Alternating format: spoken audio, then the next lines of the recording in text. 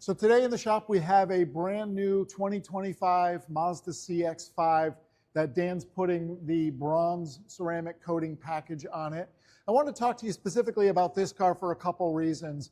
Mazdas have been coming in with really thin paint depths in the last couple of years, which means as a detail shop, there's only so much material we have to work with. If there's any imperfections in the paint, we can only polish it so far before we run out of paint or clear coat that we're working with. So on Mazda specifically, it's really important to make sure that you're taking good care of the exterior of the vehicle. Putting a ceramic coating on there gives you an added layer of protection, so if something does get on there, we can polish down the ceramic coat and not get into the clear coat.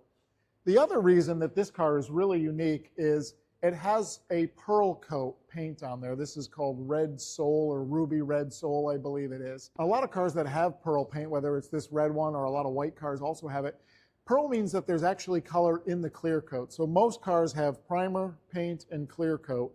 Clear coat is, as it sounds, clear. With pearl coats, there's actually a tint in the clear coat that sits on top of the paint, which gives it a fabulous look. But if anything gets on the surface of a pearl coat, like bird droppings, and it etches into the paint and we polish it off, you actually take away the color that's in the clear coat. So it can leave blotches on the surface of the vehicle that there's nothing you can do to get rid of them short of having the panel repainted.